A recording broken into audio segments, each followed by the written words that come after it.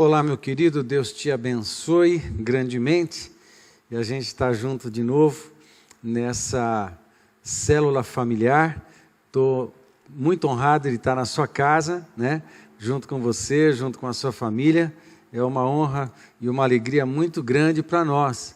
E a gente vai conversar um pouquinho. Quero convidar você a pegar a sua Bíblia e abra a sua Bíblia lá no livro de Joel. E a gente vai bater um papo hoje, e o nosso papo tem um tema, ok? O tema da célula dessa semana é faxina, ok? Isso mesmo. Nós estamos num tempo de fazer faxina. Na verdade, tem muitos textos que eu estou lendo essa semana e todos eles me chamaram muito a atenção. No entanto, eu quero focalizar numa parte só, no livro de Joel.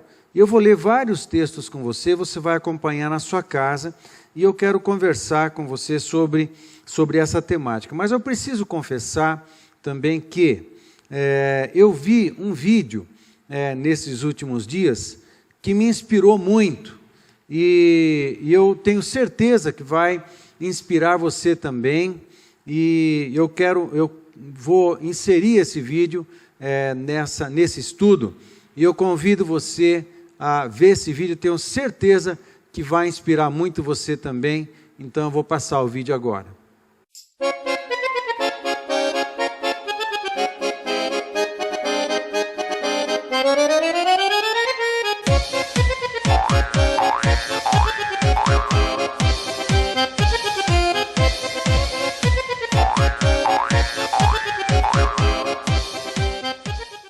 Muito bem, você já viu o vídeo e certamente ficou muito inspirado, né, pelo vídeo, né? E eu não vou revelar quem é o feitor nesse vídeo, mas acredito que você desconfie quem é. Mas eu preciso confessar, esse vídeo me inspirou muito, ministrou muito ao meu coração, porque nós todos estamos em tempo de arrumação, em tempo de faxina. Nós temos que arrumar a nossa casa, sim. Deus está dando oportunidade para todos nós, para arrumarmos a nossa casa, para limparmos a nossa casa. Muitos dos maridos estão em casa, impedidos de trabalhar por conta das contingências aí, relacionadas ao coronavírus. E é uma grande oportunidade de você ajudar a tua esposa, de todo mundo cooperar e fazer aquela limpeza que você está esperando 8 anos para fazer. Você pode fazer agora. Eu tenho certeza que Deus está te dando uma oportunidade. Muito bem, então a gente precisa aproveitar mesmo as oportunidades que Deus nos dá para faxinar a nossa casa. De repente você tem lixo no computador e é uma oportunidade, você tem tempo, você vai faxinar o teu computador. Precisa faxinar muitas áreas da nossa vida. De repente teu armário, teu arquivo, o armário onde você guarda documentos antigos, nem precisam estar lá, e você vai fazer uma grande limpeza na sua casa. Muito bem, são muitas as áreas que merecem uma faxina na nossa vida, mas eu quero falar de uma área que nós também precisamos faxinar, que é o nosso coração, o nosso interior. Eu acredito que nós estamos em tempos de faxinar o nosso coração, faxinar nossa mente, faxinar os nossos sentimentos, faxinar a alma. Nós precisamos faxinar a alma. O que é que não deveria estar lá e está provocando mau cheiro, já deveria ter sido jogado fora, mas ainda está lá e está provocando mau cheiro na vida, mau cheiro nos relacionamentos, está provocando mal-estar, sensação de sujeira, sensação de doença, de enfermidade. Nós precisamos faxinar a nossa alma e o nosso interior. Nós precisamos fazer isso. É curioso, falando disso, eu quero pensar no texto de Joel, ok? Então fica com isso na sua mente. Nós estamos em tempo de faxina. Eu acho que a tua esposa está amando eu falar isso, né? Você talvez nem tanto, marido, mas tudo bem, faz parte, tá? Então você fique atento aí e certamente você vai ter o que conversar com a tua esposa depois desse estudo, tá bom? Mas não fica só no marido não. Filhos, é tempo de faxina, faxina teu quarto, tira as coisas que não servem, tá bom? Dá uma ajudinha para sua mãe aí, aproveita essa oportunidade. Muito bem, fica com isso aí, é tempo de faxina. E eu quero voltar os olhos agora para o livro de Joel. E o livro de Joel é um livro muito pequeno, é um profeta menor, e ele tem poucos capítulos, na verdade, 3 capítulos só.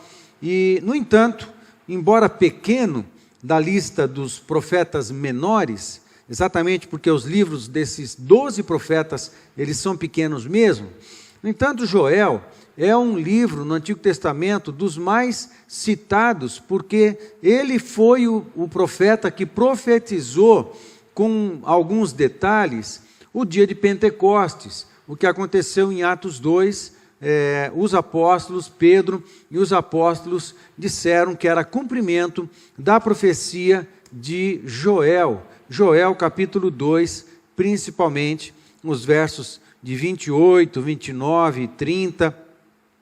E essa lista de textos aqui, a partir do verso 28, eu não vou chegar lá, tá bom?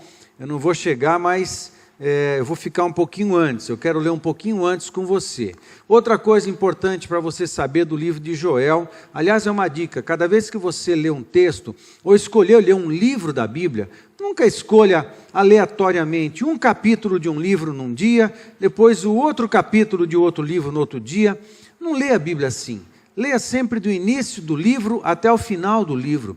E aproveite para conhecer um pouquinho mais esse livro, conhecer o autor, conhecer o contexto histórico, conhecer o estado dos destinatários desse livro. Quem leria esse livro é uma tremenda oportunidade para você conhecer e crescer no conhecimento da palavra de Deus. O profeta Joel, a gente não tem muita informação sobre a vida dele. Ele não é mencionado em outros livros, raramente no Novo Testamento mas ele não é um profeta que é muito mencionado, muito embora essas profecias sejam de grande importância. E a história, no próprio livro dele, também não aparece, né? Alguns outros profetas, você encontra a história deles no livro, mas Joel, ele não faz isso. No entanto, Joel descreve um tempo de luta, de perseguição, de escassez, com a vinda de muitas pragas sobre o povo de Israel. Uma outra dificuldade que nós temos no livro de Joel, é identificar a idade, quando Joel escreveu essas profecias. Há uma corrente que acha que ele escreveu o seu livro lá perto do ano 400 antes de Cristo, ou seja, depois do cativeiro babilônico. Alguns acham que ele escreveu o seu livro lá no 8º século, ou seja, ele foi contemporâneo do profeta Isaías, do profeta Oséias, do profeta Amós, um dos profetas do 8º século antes de Cristo. Não dá para ter certeza, mas não importa muito, não muda a importância das profecias que estão no livro de Joel. Agora, ele está falando de pragas que estão vindo sobre o povo, que está fazendo o povo sofrer, gafanhotos, enfermidades, escassez, muita coisa ruim está vindo sobre o povo. E eu vou descrever algumas delas antes do verso 12, porque a minha ênfase aqui está no capítulo 2, entre os versos 12 até 17. No entanto, eu vou ler um pouco antes do 12 e vou ler um pouco depois do 17, e eu vou explicar para você a ênfase já. Muito bem. Então, deixa eu começar a dizer para você.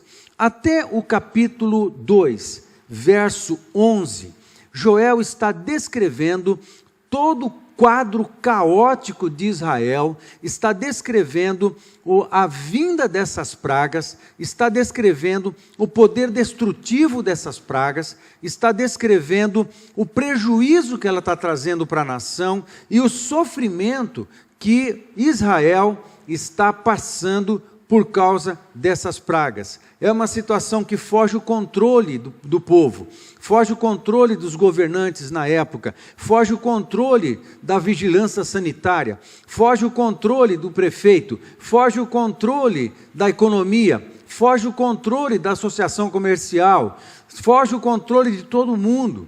Isso aqui está vindo e devastando a sociedade. Muito bem, isso está sendo descrito até o capítulo 2, verso 11. Do capítulo 2, verso 12 até o 17, está acontecendo uma coisa muito linda, muito tremenda, muito importante. A virada está acontecendo nesses versos aqui, de 12 a 17, de Joel. E a partir do verso 18 do capítulo 2 de Joel, aí o profeta registra um outro quadro, um quadro de restauração, um quadro de intervenção de Deus, um quadro de milagres, um quadro do sobrenatural entrando em cena e mudando o status da nação, o estado da nação, o sofrimento, restaurando, curando, transformando, mudando completamente a situação. A chave da mudança está nos versos de 12 a 17. De 12 a 17. Essa é a chave da mudança, por isso esse texto está no meio da leitura que nós vamos fazer agora, tá certo? Isso é tremendo, então fica atento. Fique atento à chave da mudança entre um estado de caos e de perda de controle, escassez e dificuldade, e o tempo da cura, da restauração, onde tudo vai sendo curado e restaurado. Existe um meio, o que acontece dentro desse meio aqui será determinante para a mudança do quadro futuro, ok? É isso que eu quero chamar a sua atenção e é isso que eu quero convidar depois você conversar, depois do vídeo, você conversar na sua casa, tá certo? Vamos lá, deixa eu ler a partir do verso 4, que diz assim: o seu parecer é como o parecer de cavalos. Se você quiser entender mais detalhadamente, você faça a leitura de todo o texto que vem antes disso, tá? Do capítulo 1 todo e até o verso 3 do capítulo 2. Então, o verso 4 do capítulo 2. O seu parecer é como o parecer de cavalos, e correrão como cavaleiros. Como o estrondo de carros sobre os cumes dos montes, irão eles saltando, como o ruído da chama de fogo que consome a pragana, como um povo poderoso, ordenado para o combate. Diante dele temerão os povos, todos os rostos são como a tisnadura da panela, como valentes correrão, como homens de guerra subirão os muros, e irão cada um nos seus caminhos, e não se desviarão da sua fileira.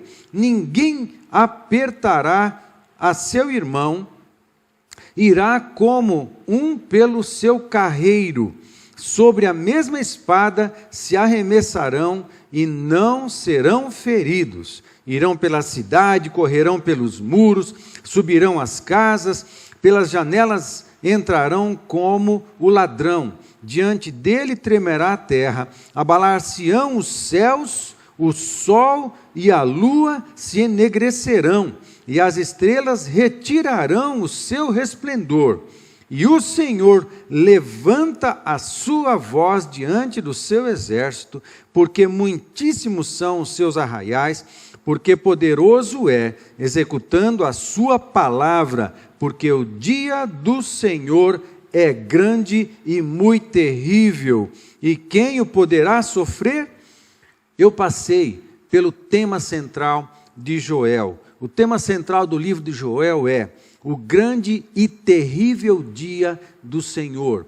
Deixa eu, antes de seguir aqui, para o que está nos versos de 12 a 17, lembrar você o seguinte: a razão do sofrimento, das pragas, das guerras, das enfermidades, podem ser diversas, mas parece que em todas as ocorrências disso na história, o que está acontecendo de fato é um juízo de Deus sobre os habitantes da terra por causa dos seus pecados, por causa dos lixos que armazenaram na vida, os lixos que armazenaram no coração, os lixos de pecado que armazenaram na família, os lixos de pecado que armazenaram nos seus cofres, nos seus celeiros, nos seus relacionamentos pessoais, lixo de pecado sobre as pessoas. Aí não tem como escapar. Deus exerce misericórdia, misericórdia, misericórdia, mas há um tempo que Deus vem e começa a juizar, porque Ele vai fazer isso, porque Ele é um Deus justo. Mas quando Ele exerce juízo, Ele sempre anuncia e dá chance de arrependimento de pecados. Ele sempre está querendo, Deus quer arrependimento de pecados. Deus tem prazer na misericórdia e não no juízo. Deus não tem prazer em precisar fazer o seu povo, ou a humanidade sofrer, mas ela sofre por causa das escolhas erradas que fez, sofre por causa do pecado. Muito bem, muito embora tenha a aparência de praga natural, o que Deus está dizendo é: esse é um dia do Senhor, eu estou trazendo juízo sobre a terra. Muito bem, aí começa o verso 12, preste atenção. Ainda assim, agora mesmo diz o Senhor, veja, a praga está acontecendo, está rolando muita coisa, mas aí alguém traz uma mensagem. Ainda assim, agora mesmo diz o Senhor: convertei-vos a mim de todo o vosso coração, e isso com jejuns e com choro e com pranto, e rasgai o vosso coração, e não as vossas vestes, e convertei-vos ao Senhor, vosso Deus, porque Ele é misericordioso e compassivo, e tardio em irar-se, e grande em beneficência, e se arrepende do mal. Quem sabe se voltará e se arrependerá, e deixará após si uma bênção, em oferta de manjar e libação para o Senhor vosso Deus? Tocai a buzina em Sião, santificai um jejum, proclamai um dia de proibição, privação, jejum. Congregai o povo, santificai a congregação, ajuntai os anciãos, congregai os filhinhos e os que mamam.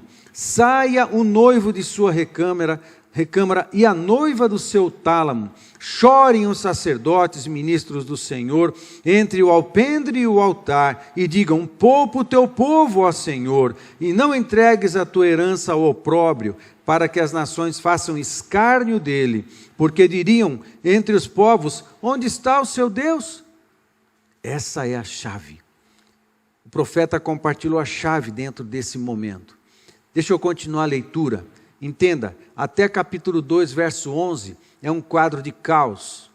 Mas a partir do capítulo 2, verso 18, presta atenção no que o texto diz. Então, o Senhor terá zelo da sua terra e se compadecerá do seu povo. E o Senhor responderá e dirá ao seu povo: eis que vos envio o trigo, e o mosto, e o óleo, e deles sereis fartos, e vos não entregarei mais ao opróbrio entre as nações.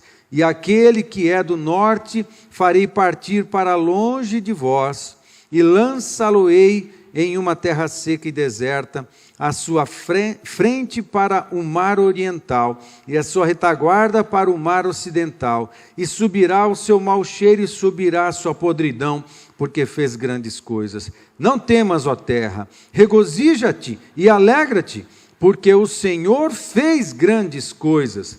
Não temais, animais do campo, porque os pastos do deserto reverdecerão, porque o arvoredo dará o seu fruto, e a vide e a figueira darão a sua força. E vós, filhos de Sião, regozijai-vos e alegrai-vos no Senhor, vosso Deus, porque ele vos dará ensinador de justiça, e fará descer a chuva, e a temporã e a seródia no primeiro mês. E o texto segue falando das bênçãos do Senhor, por causa de uma intervenção sobrenatural, que foi iniciada, provocada, pelo que aconteceu entre os versos 12 a 17. Muito bem, nós lemos esse texto. Eu chamo então a sua atenção para o que Deus está dizendo aqui.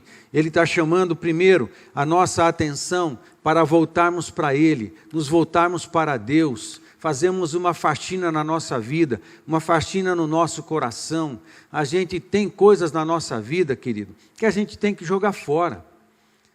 E eu não estou falando de objetos, eu estou falando de maus preceitos, de mau comportamento, de pecados que nós cometemos, palavras que não são convenientes de se falar, pensamentos indecentes, uma conduta que desonra a Deus, que é vergonhosa. A gente tem que jogar fora tudo isso, temos que abandonar o mal, temos que faxinar a nossa vida por fora, mas temos que faxinar a nossa vida por dentro. Nós buscamos ao Senhor, e para nos aproximarmos de Deus, a gente tem que ir numa estrada de santificação, ou seja, é uma estrada de purificação mesmo. Quanto mais você anda com Deus, mais você tem que abrir mão de coisas que não têm uma relação direta com a santidade de Deus, coisas que não contribuem para o seu crescimento na relação com Deus, não contribuem com a tua espiritualidade, com o teu crescimento, com a tua idoneidade, contribui com a tua integralidade, não contribui com o teu crescimento e com o trabalho que o Espírito Santo tem de forjar o caráter de Cristo em nós. Na caminhada com Deus, a gente vai abrindo mão de coisas, a gente perde coisas, faz parte da caminhada com Deus a gente perder coisas, perdemos coisas que podemos perder, para ganhar coisas que nos são dadas pela graça, mas que vêm de um Deus santo. Portanto, Deus é santo, o Espírito que age em nós é santo, Jesus é chamado de o Santo. Para nós crescermos na relação com Deus, nós temos que trilhar a estrada da santidade. Trilhar a estrada da santidade significa estar pronto a fazer faxina, abrir mão de coisas e limpar a nossa vida de muitas coisas. Então, a gente busca o Senhor, esse texto está dizendo, a gente busca o Senhor. Segunda coisa que a gente faz, a gente faxina a estrada da santificação, como nós mencionamos. E aí o profeta continua dizendo, olha, mobiliza você, a tua casa, a tua família, e depois numa outra instância, a nação. Mas faz isso na tua casa, a tua casa precisa ser faxinada, os teus relacionamentos familiares precisam ser faxinados, a tua relação conjugal, você marido com a tua esposa, faxina a tua relação conjugal, esposa com o teu marido, faxina a tua relação conjugal com o teu marido. Ei filhos, por favor, faxina a tua relação com os seus pais, voltem os seus corações para os seus pais. O profeta Malaquias fala no capítulo 4, nos últimos 2 versos do seu livro, ele fala assim que ele para o coração dos pais se converterem aos filhos, mas também falou do coração dos filhos se convertendo aos pais. Ok? Certo que esse texto fala em todos os âmbitos, ele fala da família celular, do núcleo da família que é formada por pai, mãe e filhos. Também esse texto está se referindo a gerações, também esse texto está se referindo à relação paternal que existe no discipulado cristão. Sim, nós podemos abranger todas essas coisas. O fato é que, filho, o teu coração precisa se converter ao seu pai. Papai, mamãe, o seu coração precisa se converter ao seu filho. Faz uma faxina nessa relação. Ok? Aproveita o tempo que vocês estão juntos. Olhem nos olhos um do outro. Deixa a televisão um pouco de lado e conversem um pouco mais. Nós precisamos faxinar a nossa casa. Esses jejuns que nós temos feito juntos como igreja, é importante que a família faça junto. ok? Eu conversei com a minha esposa, nós definimos o jejum que estamos fazendo, 2 tipos de jejum nós estamos fazendo, e a gente gasta o nosso tempo de oração na presença de Deus, e quando nós fazemos isso, nós fazemos juntos. Eu tenho o meu tempo com Deus, a Cecília tem o tempo dela com Deus, mas tem um tempo que nós buscamos juntos, quando nós intercedemos juntos, nós adoramos juntos, nós lemos a palavra de Deus juntos, fazemos a nossa devocional do pão diário, a gente não faz às 4h30, a gente faz de manhã. Aí quando a gente faz a live do pão diário às 4h30 da tarde, a gente faz em cima da que nós já fizemos, é a mesma. Então, eu já fiz a minha, então eu gasto tempo com ela. Portanto, decido em família juntos, faxina a tua casa, mas faxina as relações familiares, é tempo de você cuidar dessas coisas também. Muito bem, aí o texto vai evoluindo para congregai o povo, santificai a congregação, ajuntai os anciãos, congregai os filhinhos, e os que mamam, o noivo sai da sua recâmara, a noiva sai do seu tálamo, chorem os sacerdotes, ministros do Senhor entre o alpendre e o altar. Ou seja, há uma mobilização na igreja, na comunidade, nós temos feito isso. Nós, como igreja, nós estamos promovendo, mobilizando o jejum, aquela relação, querido, aquela relação que nós passamos, enviamos para você, enviamos para o teu líder, para o líder mandar para você, segue aqueles 5 pontos na oração que estamos fazendo diariamente, nessa hora, no 3DC, 3 dias de clamor, segue aquela ordem, ora sim, item por item, itens, subitens, cada um deles, o item e todos os demais subitens, ora aqueles motivos, não é à toa que nós escrevemos aquilo para você, e usa aquilo como guia para as tuas intercessões para a cidade e para a nação, é muito importante, faça isso junto, queridos. Vamos parar um pouco, nós estamos sendo obrigados a parar, não é verdade? Fomos obrigados a parar, então vamos aproveitar esse tempo e fazer desse tempo um tempo precioso, em que nós vamos fazer uma grande faxina na nossa casa, mas também uma grande faxina na nossa família e uma grande faxina em nós mesmos. Quando a gente faz isso, a gente busca o Senhor, a gente elimina a sujeira da nossa vida, aí o que acontece? A consequência de tudo isso, quando nós buscamos ao Senhor, é que Ele responde, Ele vem. Então, verso 18, então o Senhor terá zelo da sua terra e se compadecerá do seu povo. E o Senhor responderá e dirá ao seu povo, eis que vos envio. Aí nós precisamos dessas provisões da parte de Deus, e Deus começa a enviar para nós a sua provisão sobrenatural. Amados, entre o caos e a transformação por causa de uma intervenção divina, existe o que a gente faz no meio aqui. O que a gente faz no meio? A gente busca o Senhor, a gente se santifica, a gente se quebranta, a gente faz a faxina em casa, a gente faz a faxina na igreja, e a gente coloca toda a nação diante de Deus em oração, confessando os nossos próprios pecados e confessando os pecados da cidade, confessando os pecados da nação, clamando por uma intervenção divina. Não é lindo isso? Isso é tremendo.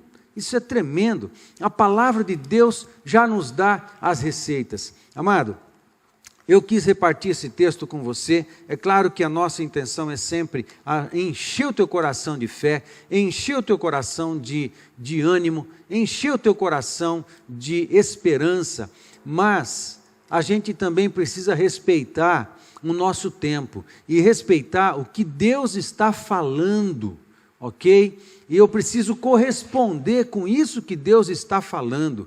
Não adianta eu ficar gritando para vocês, fiquem firmes e tenham fé. Se Deus, para este tempo, Ele também está esperando de nós uma postura de quebrantamento profundo, uma postura de humildade, uma postura de arrependimento de pecados, uma postura de conversão, a gente voltar para o Senhor, voltar para Deus, e não acabou o tempo de ser meia boca, acabou o tempo de ser meio cristão, não tem mais tempo para isso, não tem mais tempo, meus queridos, o mundo não vai mais voltar a ser igual, esquece, não vai voltar mais, há muita coisa para consertar, muita coisa, de fato, nós vamos precisar centrar em Deus, nós vamos precisar apurar nossa vida e nossa relação com Deus. Portanto, faça uma faxina, não só da sua casa, mas também da sua vida.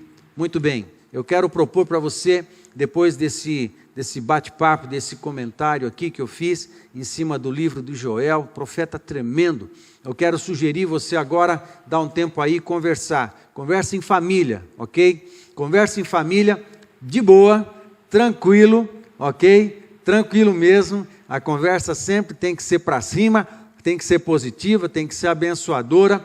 Então, eu quero fazer uma proposta aqui. Comece um papo em família com a seguinte pergunta: o que eu posso fazer, ok?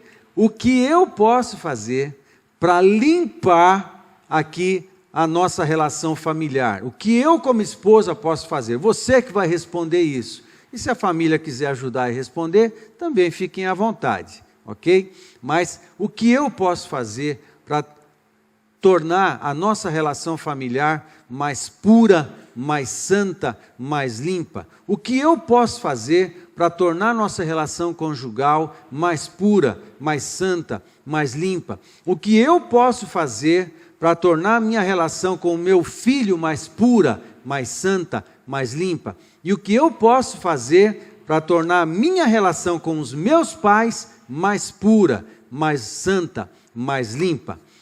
Deus te abençoe, tenha uma boa conversa, a graça do Senhor se multiplique sobre você.